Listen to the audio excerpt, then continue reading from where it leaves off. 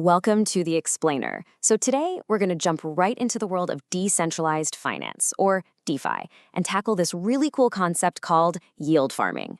We're going to frame this whole thing as a quest, guiding you through these digital fields where your crypto doesn't just have to sit there, it can actually grow.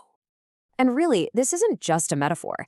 It's a fantastic way to wrap your head around a whole new financial world. I mean, think about it. A world where your digital assets aren't just collecting dust in a wallet, but you can actually cultivate them. You can get a harvest.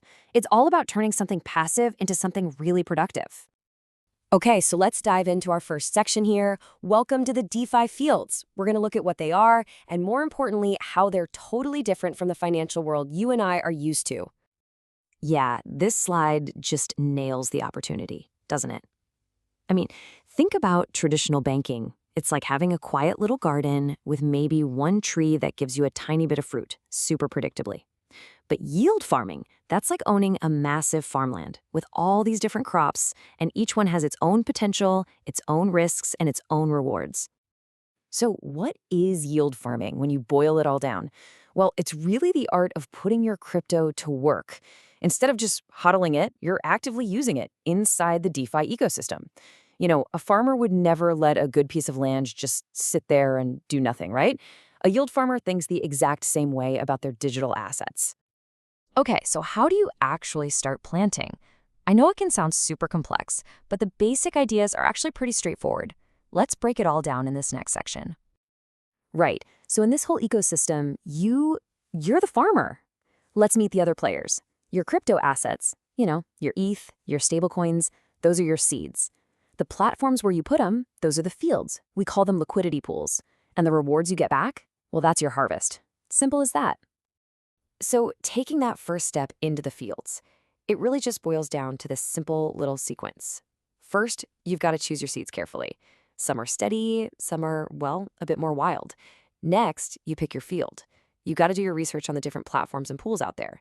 And then finally, you put them to work. You provide liquidity. And that's when the magic starts to happen. But of course, just like a real farm, these digital fields, they're not all sunshine and rainbows. There are challenges. And honestly, understanding the risks is just as important as knowing how to plant. So let's talk about those hidden hazards you need to watch out for to protect your harvest. So yeah, it's absolutely vital you get the risks before you even think about planting a single digital seed. So what are the droughts, the pests, the big storms in this DeFi world? Let's break down the two biggest ones you need to know about. Okay, first up is this really unique risk called impermanent loss. I know, weird name. But imagine this. You put two different tokens into a pool, say an equal value of both. Now, if the price of one of them skyrockets while the other one just sits there, the pool has to rebalance itself. And when you go to pull your money out, you might get a different mix of tokens back, and their total value could actually be less than if you had just held on to them in your wallet. It's called impermanent because the loss only becomes real, permanent, when you actually withdraw. And that brings us to the second huge risk. Your entire farm, the whole thing, it's built on technology, on these things called smart contracts. If there's a bug, an exploit, a hack in that code, it's like the irrigation system for your whole farm just completely fails. It doesn't matter how great your seeds are if the fundamental infrastructure breaks down. This is exactly why choosing platforms that are reputable and have been audited is so critical. Okay, so we know the hazards now. The big question is, how do we deal with them? Well, the best farmers have tools and strategies to manage these risks and, get the most out of their fields. So let's open up the toolkit for the modern digital farmer. These are your absolute essentials. You've got yield calculators to help you guess what your returns might be, portfolio trackers, which are amazing. They give you a live look at all your crops across all your different fields. And then you have analytics dashboards to watch for trends. Put them all together, and these tools are like your map and your weather forecast. They help you turn pure guesswork into an actual deliberate strategy. And as you can see here, there's no one-size-fits-all way to farm. You could go conservative, right? Focus on stablecoins for steady, lower-risk returns, like, say, pairing USDC and DAI on a platform like Curve. Or you could go aggressive and chase those huge yields in really volatile pools, maybe by providing liquidity for some brand new token. And of course, a hybrid strategy tries to find that sweet spot in the middle. It really just comes down to your own goals and how much risk you're comfortable with.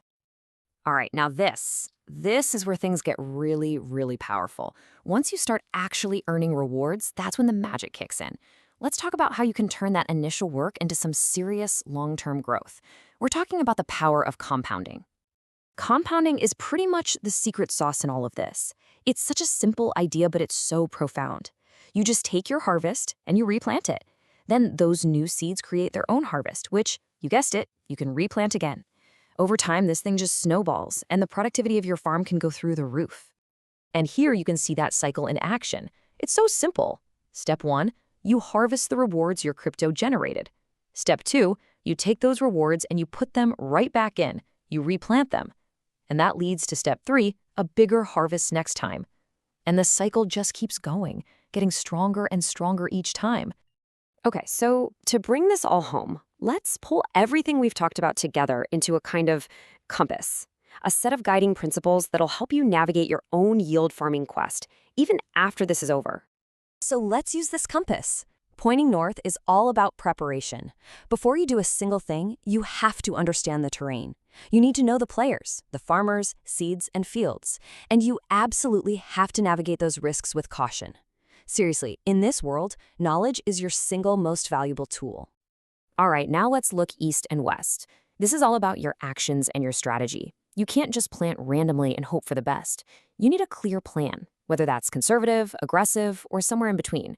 Harvest wisely, reinvest to get that compounding effect going. And please, always diversify your farm.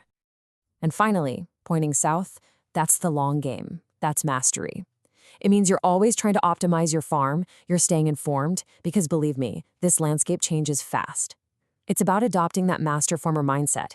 You're patient, you're strategic, you have to think in seasons, not in days. It's all about that long-term sustainable growth. So what's the big takeaway here? Look, yield farming is not a get-rich-quick scheme. It's a journey. It's about learning, strategy, and careful cultivation. The landscape out there is absolutely vast. The potential is very real. And the tools, they're in your hands. So that really just leaves one final question for you. What will you cultivate?